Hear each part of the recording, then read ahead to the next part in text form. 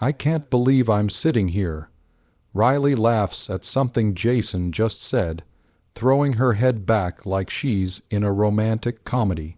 My ex-boy, friend of 3 months grins at her like she's the most fascinating person he's ever met. 3 months. That's how long it's been since Jason and I broke up after 4 years together. Maya, could you pass the salt? My mother's voice cuts through my thoughts. I hand it to her without making eye contact. She's been looking at me all evening with this expression I can't quite read. Pity mixed with annoyance, like my presence at this dinner table is making everyone uncomfortable. So, Jason, Mom continues, her voice bright and warm, how's the real estate market treating you? Really well, Mrs. Chen. I just closed on a property in the downtown area. I tune out. I've heard this story before. Instead, I focus on Riley's hand resting on the table. There's a ring on her finger. Not an engagement ring, thank God, but close enough. Silver band with a small diamond. Similar to the one Jason once showed me in a jewelry store window when we talked about our future. My father clears his throat. Maya, how's work? Fine. I take a sip of water. Busy. That's all I can manage. Dad won't even look at me properly. He just nods and goes back to his food. Oh, we have news.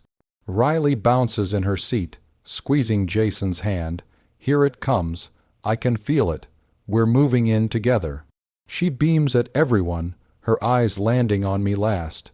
Jason found this amazing apartment near the harbor. 2 bedrooms, huge kitchen. That's wonderful. Mom clasps her hands together. Isn't that wonderful, David? Dad nods. Sounds great, kids. Kids, he called them kids, like they're both his children. Like Jason hasn't been sitting in this exact chair for 4 years as my boyfriend, eating my mother's, cooking, pretending to care about my father's golf stories. Maya. Riley's voice is gentle, concerned. Fake. Are you okay with this? Everyone turns to look at me. Jason meets my eyes for the first time tonight, and I see something there. Guilt, relief, I can't tell anymore. Why wouldn't I be? The words come out sharper than I intended. Well, Riley glances at Mom. I just want to make sure you're comfortable. We're still sisters. Of course you are. Mom reaches across the table and squeezes Riley's hand. And maybe this is for the best. They seem so happy, Maya. You have to admit, they're good together. I feel something crack inside my chest. Excuse me. I need to use the bathroom. I don't wait for a response. I push back my chair and walk down the hallway to the bathroom I've used since I was a child. The door clicks shut behind me, and I grip the edge of the sink. My reflection stares back at me. Same brown eyes, same straight black hair, same face. But I look different somehow. Smaller, pathetic. How did this happen? How did I become the villain in my own story? 3 months ago, I told Jason he'd never find anyone better than me. I said it out of hurt, out of desperation, because I couldn't accept that 4 years meant nothing. I wanted him to feel something, anything. Now he's dating my younger sister, and I'm the one who looks like a fool. I splash cold water on my face and take a deep breath. I can hear them laughing in the dining room, Riley's high-pitched giggle, Jason's low chuckle, my mother's delighted commentary. I don't want to go back out there. But if I stay in here too long, they'll know they've broken me. And I can't give them that satisfaction. 3 months earlier, I was lying in bed next to Jason after another fight about our future. I'm not saying we have to get engaged tomorrow. I said, staring at the ceiling. I'm just asking where this is going. Maya, we've talked about this. His voice was tired, so tired. I'm not ready yet. You've been saying that for 2 years. And you've been pushing for 2 years. I turned to look at him. Is wanting a future with you really that unreasonable? He sat up, running his hands through his hair. It's not unreasonable. It's just, constant. Every conversation turns into this. Every dinner, every weekend, every holiday.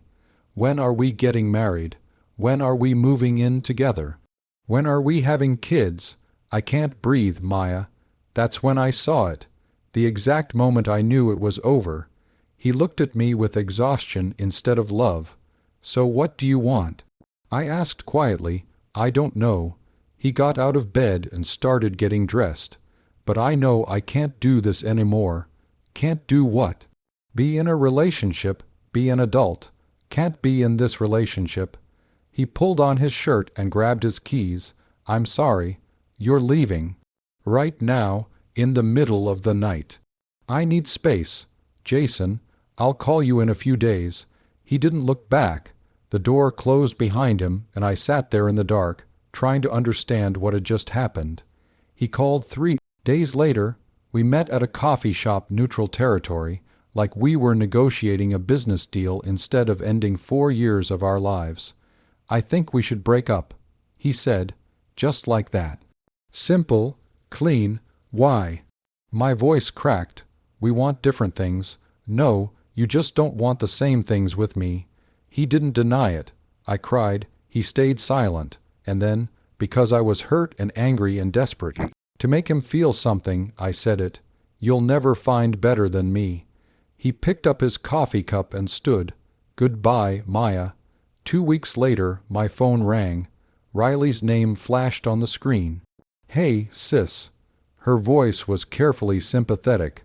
I need to tell you something. My stomach dropped.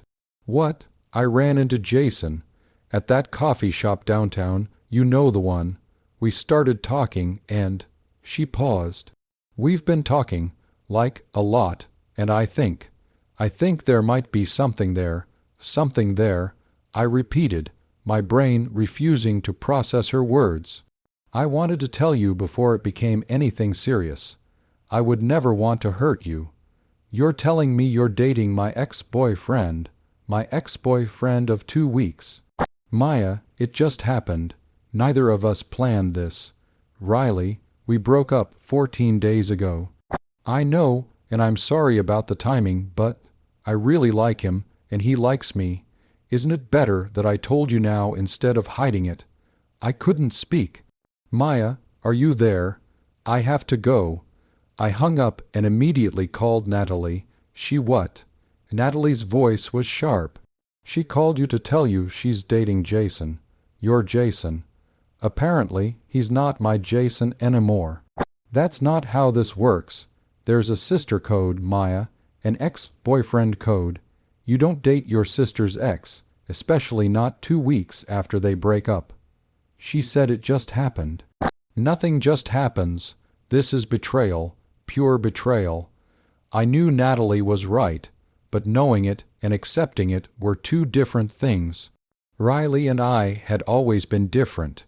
She was the fun one, the pretty one, the one who could light up a room.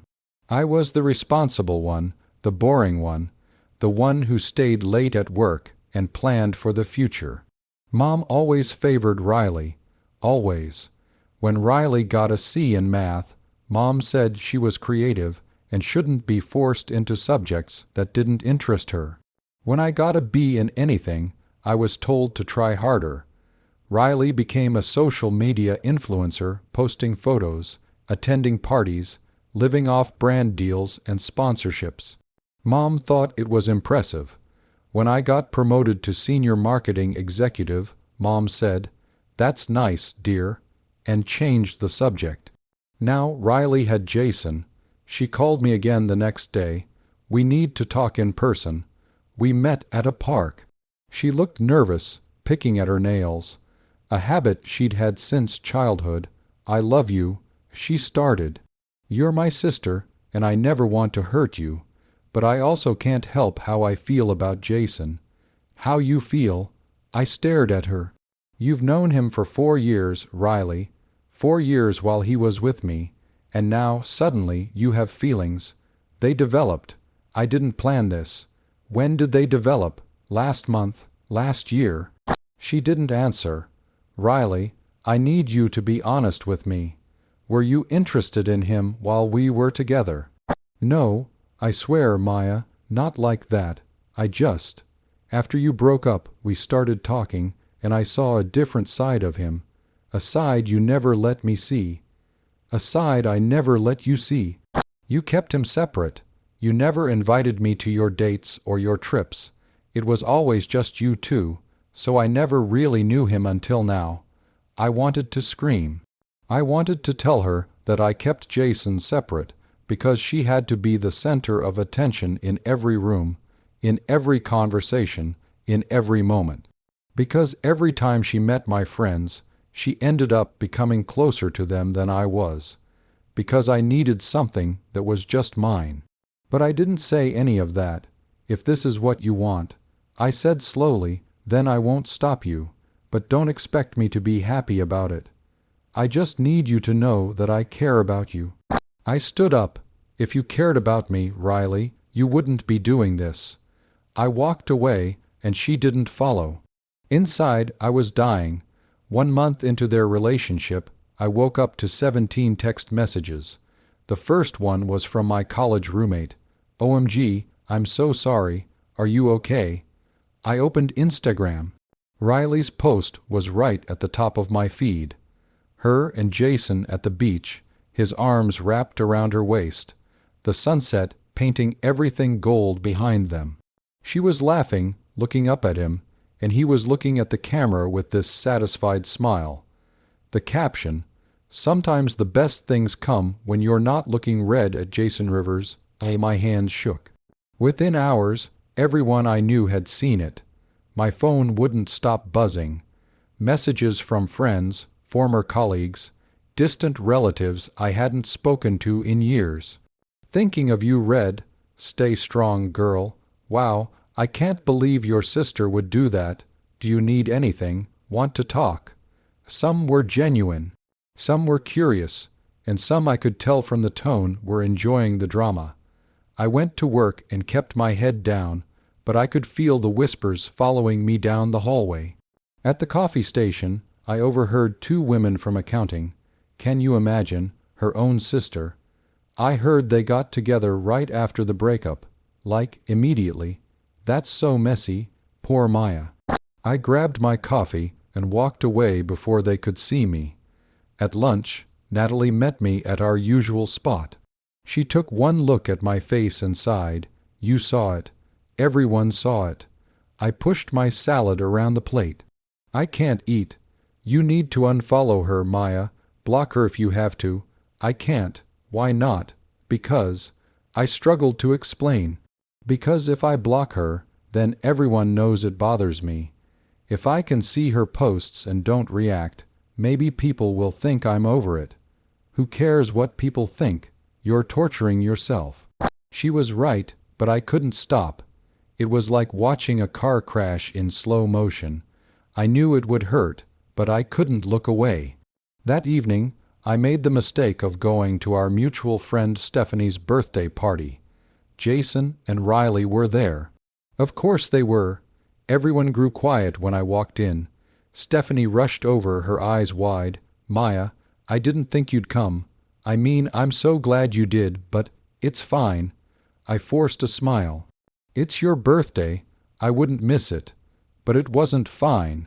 I watched people congratulate Jason and Riley like they'd accomplished something remarkable. I watched Riley glow under the attention, touching Jason's arm, whispering in his ear, performing their happiness for everyone to see. Jason looked uncomfortable, but not uncomfortable enough to leave. Maya Chen. I turned to find a tall man with dark hair and kind eyes standing next to me. Yes, Eric Lawson. I work at Sterling Marketing. I think we competed for the Morrison account last quarter. Oh, right, you guys won. Barely. He smiled. Your pitch was incredible. I told my team we got lucky. For the first time that evening, I felt something other than humiliation. Thank you, that means a lot. Are you enjoying the party? I glanced over at Riley, who was now showing off something on her phone to a group of giggling women. Not particularly, I admitted. Yeah. Eric followed my gaze. Your sister seems energetic. I almost laughed. That's one word for it. We talked about work, about the industry, about everything except the elephant in the room. Eric didn't treat me like broken glass. He didn't offer sympathy or ask if I was okay. He just talked to me like a normal person. I stayed for another hour, mostly talking to Eric, before I decided I couldn't take it anymore. I'm heading out, I told him. It was great meeting you, Maya. Maybe we can grab coffee sometime. I'd love to pick your brain about that Morrison campaign. Sure, I'd like that. As I walked to my car, I heard Riley's voice behind me. She took it really well, actually. She was telling someone. She's been so supportive. I think she's genuinely happy for us. I got in my car and gripped the steering wheel until my knuckles turned white. Happy for them, right? My mother called on a Saturday morning, Sunday dinner at 6. She said, no greeting, no small talk. Don't be late. Mom, I don't think. We're still a family, Maya. You can't avoid Riley and Jason forever. Apparently, being a family meant watching my sister play house with my ex-boy friend in my childhood home. I arrived at 5:58 p.m. The house looked different somehow. As I got closer, I realized why. Photos everywhere. Riley had redecorated the living room with pictures of her and Jason. At the beach, at restaurants, at parks, at parties. Their relationship documented in glossy frames, displayed like trophies. The front door opened before I could knock. Maya, Dad pulled me into an awkward hug. How are you holding up? I'm fine, Dad. Good, good. He stepped back but didn't quite meet my eyes. Your mother's in the kitchen. Riley and Jason are in the dining room. Of course they were. I walked through the house, past the photos, past the memories, into the dining room where my sister and my ex-boyfriend were setting the table together. Maya, Riley rushed over to hug me. I'm so glad you came. I let her hug me, keeping my arms at my sides. Jason stood by the table, hands in his pockets. Hey, Maya. Jason. We stared at each other for a beat too long before Mom came in carrying a roast. Maya, you're here. She set down the food and kissed my cheek. Sit, sit. We're just about to eat. I took my usual seat, the same seat I'd had since I was a child. Riley sat across from me, Jason beside her. Jason, tell us about your latest sale. Mom said, passing him the potatoes. Well, Mrs. Chen, I just closed on a waterfront property. 3 bedrooms, 2 baths, incredible view. Mom laughed at something he said, asked follow-up questions, showed genuine interest. Riley kept touching Jason's arm, kissing his cheek. Leaning into him, performing, I pushed food around my plate. Maya, how's work? Dad asked, clearly trying to include me. Busy? That's good. Silence. Then Mom spoke, and I felt the world tilt. You know, Maya, I've been thinking.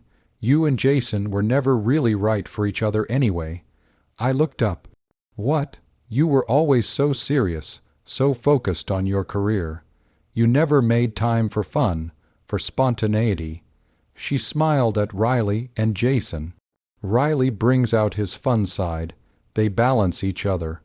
I felt something squeeze my hand under the table. Aunt Linda, Mom's older sister, had arrived without me noticing. She was sitting beside me, her face carefully neutral, but her grip was firm. Margaret, Aunt Linda said quietly, that's not appropriate dinner conversation. I'm just being honest. Mom waved her hand dismissively. Maya needs to hear this. She's been moping for months. It's time to move on. I haven't been moping. You barely come to family events anymore. You didn't come to Riley's birthday last month. Riley's birthday was 2 days after they announced they were dating. Still, she's your sister. I wanted to leave. I wanted to stand up, walk out, and never come back. But Aunt Linda's hand kept me in my seat. Oh, I almost forgot. Riley reached for her neck, pulling out a necklace from under her shirt. Look what Jason got me. It was a silver heart pendant with a small diamond in the center. Delicate. Beautiful, exactly like the one I'd shown Jason 8 months ago. The one I'd pointed out in a jewelry store window and said I loved. The one he'd said was too expensive. It's gorgeous. Mom leaned in to examine it. Jason, you have wonderful taste. I saw it and thought of Riley. Jason said, not looking at me. Aunt Linda's grip tightened. After dinner, I helped Aunt Linda with the dishes.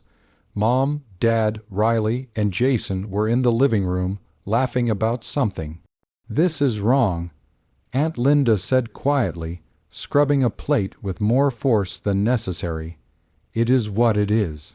No, Maya, it's wrong. Your mother should be protecting you, not them. Your father should be standing up for you, and Riley. She shook her head. I love my niece, but this is cruel. Something inside me broke. I started crying, not quiet, dignified tears, but loud, gasping sobs that I couldn't control. Aunt Linda pulled me into her arms and let me cry into her shoulder in the kitchen where I'd had breakfast every morning of my childhood, where I'd done homework at the counter, where I'd celebrated every birthday until I moved out. It's going to be okay. Aunt Linda whispered, I promise, it's going to be okay. But standing there in my mother's kitchen, crying over a man who'd moved on with my sister, I didn't believe her. I hit rock bottom on a Wednesday morning. I was lying in bed at 10 a.m., still in my pajamas, scrolling through Riley's Instagram for the 100th time. A new post, her and Jason at brunch, mimosas in hand, sunshine streaming through the windows. My phone rang. Natalie, where are you? Home. Did you call in sick? Yeah. For the 3rd time this month. I didn't respond. Get up, she said, her voice firm. Right now. Get in the shower, put on real clothes, and be ready in 30 minutes. Natalie. No, I'm not watching you do this anymore. We're going to the gym, then I'm taking you shopping, and then we're getting drinks with my colleague. Get. Up she hung up before I could argue. I stared at my phone, then at Riley's Instagram, then at my reflection in the black screen when it went dark. 30 minutes later, I was dressed when Natalie knocked on my door. Let's go. The gym was torture. I hadn't exercised in weeks, maybe months. My body felt foreign, heavy, disconnected from my brain. Just 10 minutes on the treadmill, Natalie said, setting up the machine next to mine. I started running, slowly at first, then faster. My lungs burned, my legs ached, but as I ran, something shifted. I wasn't sad anymore. I was angry, furious, actually. How did I let them take everything from me, my dignity, my family, my sense of self, worth? How did I become this person who stalked her sister's Instagram and cried in her childhood kitchen? When did I stop being Maya Chen? The woman who landed the Morrison account, who got promoted ahead of her peers, who had goals and dreams, and become the pathetic ex-girl friend everyone pitied. You okay? Natalie asked, slowing her treadmill. No. I kept running, but I will be. That evening, we met Natalie's colleague at a wine bar downtown. She was there with someone else. A tall man with dark hair. Maya, you remember Eric Lawson, right? From Stephanie's party. Eric smiled, standing to shake my hand. Good to see you again. You too. We ordered drinks, and somehow I ended up talking to Eric about work. Not about Jason, not about Riley, just work. We're actually hiring for a senior marketing director position. Eric said, swirling his wine, the pay is competitive and the clients are high profile. You should apply. I have a job, but do you love it? I thought about my current office, the sympathetic looks from colleagues, the whispers in the hallway. Not anymore. Then apply. I've heard great things about your work, Maya. Your campaign last year was brilliant. We need people like you. For the first time in months, I felt something other than pain, a spark, possibility. I'll think about it. Don't think too long. The position won't stay open forever. I went home that night and opened my laptop. I updated my resume, highlighting my accomplishments, my campaigns, my growth. I looked at the numbers, the sales I'd generated, the clients I'd retained, the projects I'd led. I'd been so focused on what I'd lost that I forgot what I still had. The next morning, I went to the gym again.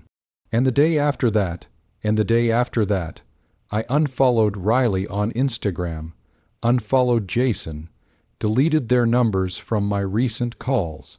I applied for the position at Eric's company. I started introducing myself to the new version of me, the one who was done being a victim. 3 months later, I walked into Sterling Marketing as their new senior marketing director.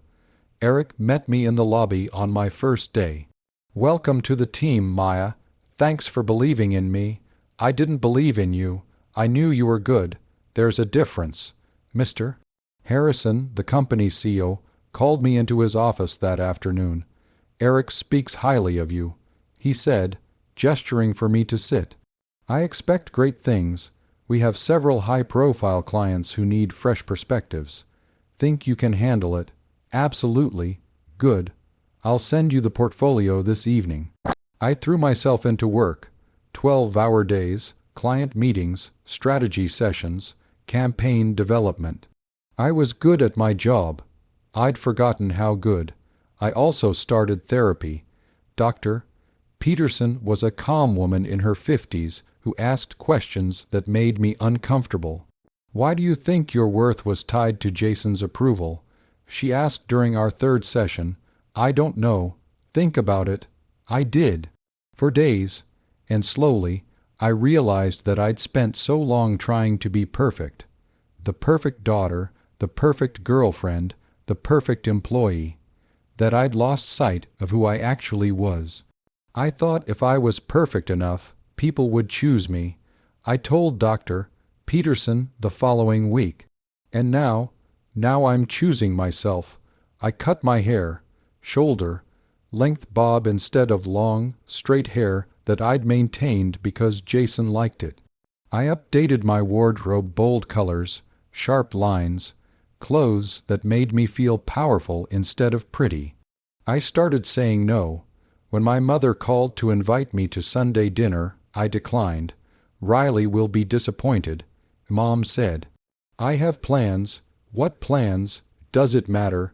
"Maya, you're being difficult." "No, Mom, I'm being honest.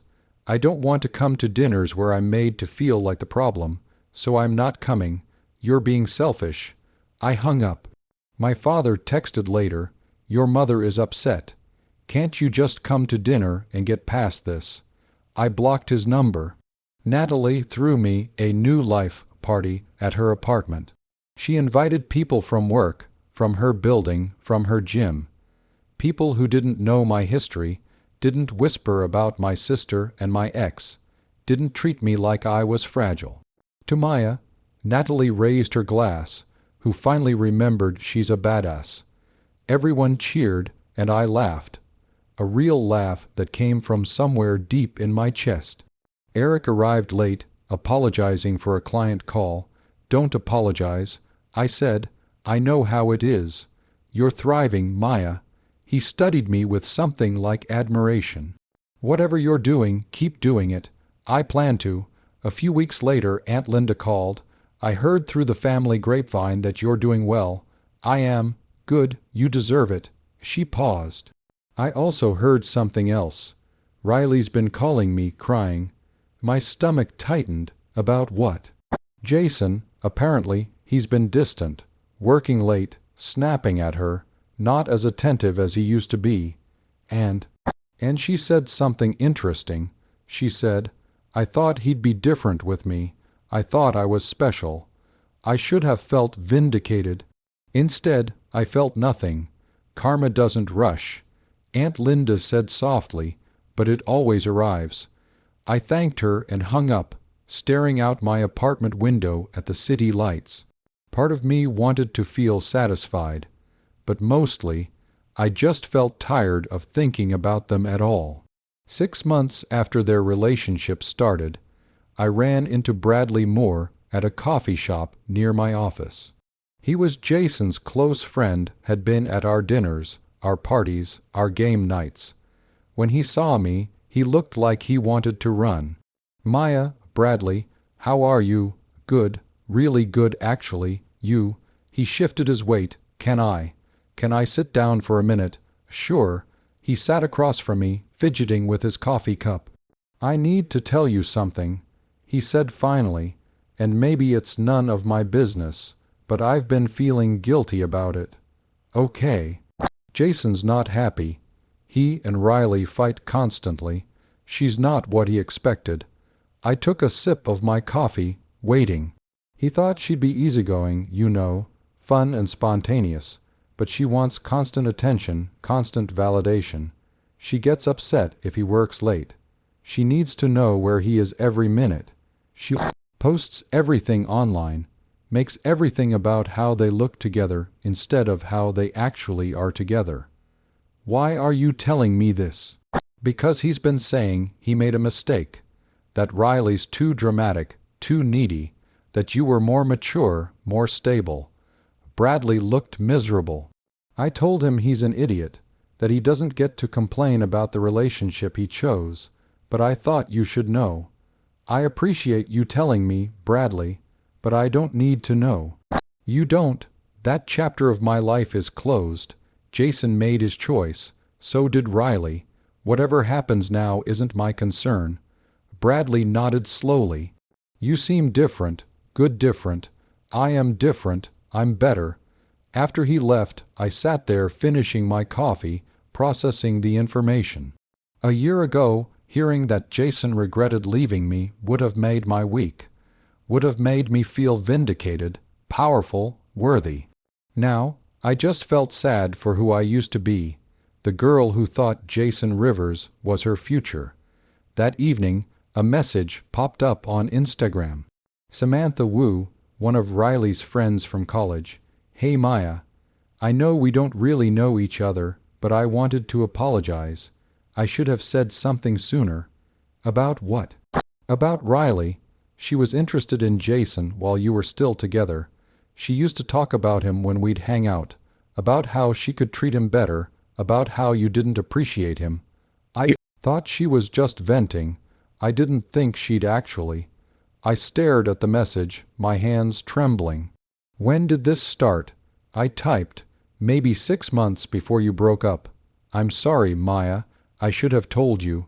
6 months. Riley had been circling Jason for 6 months before we even broke up. Those coffee shop meetings, those coincidental run-ins, none of it was an accident. The betrayal went deeper than I'd thought.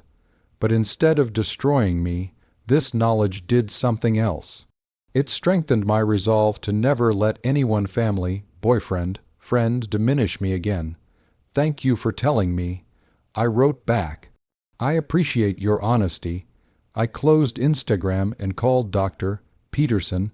I just found out the betrayal was worse than I thought. I told her. "But I'm okay." Is that weird? Why would that be weird? Because a few months ago, this would have broken me. Now it just feels like confirmation that I made the right choice moving on. "Maya," Dr.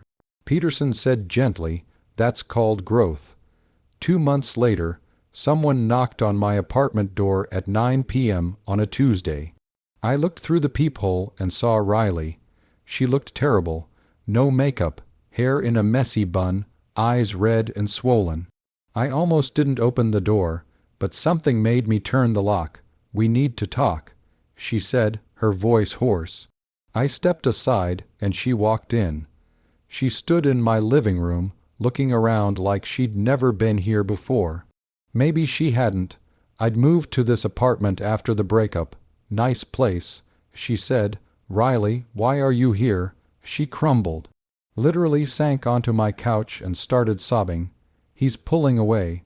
Jason. He's always working late or with his friends. When we're together, he's distant, cold. He compared me to you last week." I sat in the chair across from her, saying nothing. "He said you were more mature, more put together, that you understood him better." She looked up at me, mascara running down her face. "I thought he loved me, Maya. I thought we were happy. What did you expect?" She flinched. "What? What did you expect, Riley? You built a relationship on betrayal. Did you think that foundation would hold? I didn't betray anyone. You were interested in him for 6 months before we broke up. Samantha told me." Her face went white. "That's not. I didn't. Don't lie. Not now. You've done enough of that. I thought you forgave me." Her voice was barely a whisper. "I forgave you because holding on to anger was destroying me. But forgiveness doesn't mean forgetting. It doesn't mean what you did was okay. So you're happy I'm suffering?" "No, Riley, I'm not happy you're suffering. I'm just indifferent. Your relationship problems aren't my concern. I'm your sister. You were my sister when you went after my boyfriend.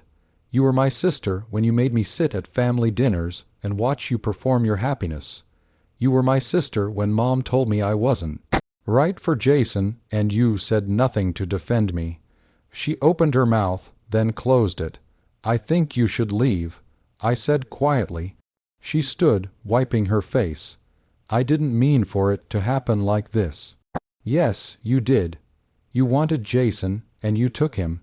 You wanted to prove you were better than me, more lovable, more special. And now you're learning that what you took wasn't actually a prize." She walked to the door, then turned back. "I do love you, Maya. I know you don't believe me, but I do. Then you have a really strange way of showing it." She left and I sat in silence for a long time. My phone rang an hour later. "Mom, how dare you?" She screamed before I could say hello. Riley came home devastated. She said you told her she deserved what's happening with Jason. I didn't say that. You poisoned her relationship. You've been jealous from the start, and now you're actively trying to destroy their happiness. Mom, I haven't talked to Riley in months. She came to my apartment tonight, uninvited, to tell me about her relationship problems. I'm not responsible for... You're selfish, Maya. Bitter and selfish. I'm ashamed of you. Something snapped. You know what, Mom? I'm ashamed of you too. Your daughter needed you to protect her, to stand up for her, and you chose to protect the man who hurt her and the sister who betrayed her. So if we're keeping track of who should be ashamed, you're winning. I hung up. My hands were shaking, but I felt lighter than I had in months. A text came through from Jessica, Riley's roommate. She came home and trashed her room. She's been crying for hours. I think they broke up. I didn't respond. This wasn't my circus anymore. 2 weeks later, I was celebrating a major client win with my team at an upscale restaurant downtown. Eric ordered champagne. Mr. Harrison gave a speech about how I'd exceeded expectations. My colleagues toasted to my success. I felt genuinely happy. Then Jason walked in. He was alone, and he looked terrible. Unshaven, wrinkled shirt, dark circles under his eyes. Our eyes met across the restaurant, and I watched him make a decision. He walked toward our table. "Maya," he said, "can we talk?" Eric tensed beside me, but I shook my head slightly. "Excuse me for a minute." I told my team. I followed Jason outside into the cool evening air. I made a mistake. He said immediately, "Riley isn't. You were right. I'll never find better than you." I looked at him, really looked at him. This man I'd loved for 4 years. This man I'd planned a future with. This man I'd thought I couldn't live without. I felt absolutely nothing. "You're right," I said calmly. He looked surprised, hopeful even. "You won't find better than me, but not because I'm so special that no one can compare." "Then why?" "Because you don't know what you're looking for. You chase shiny things, new things, exciting things. But when the shine wears off, you're left with nothing because you never built anything real." "Maya, I know I hurt you.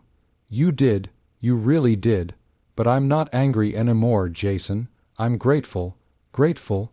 You leaving forced me to look at my life, to see that I'd made you the center of my world, and when you left, I thought the world ended, but it didn't, it actually got better. I still love you." He said desperately, "I think I always have. Riley was a mistake. A stupid, impulsive mistake. Riley was a choice. You chose her. You chose to date my sister 2 weeks after we broke up. You chose to bring her to family dinners and hold her hand and make me watch. Those were choices, Jason. Not mistakes.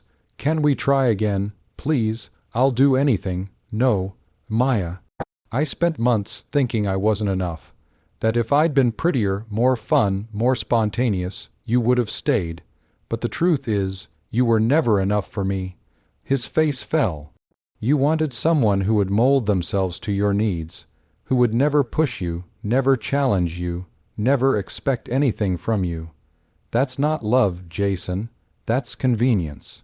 That's not fair. Maybe not, but it's true. I stepped back toward the restaurant. I hope you find what you're looking for, but I promise you it's not me. So that's it. We're just done. We've been done for almost a year. You just didn't realize it until Riley stopped being shiny and new. I walked back inside.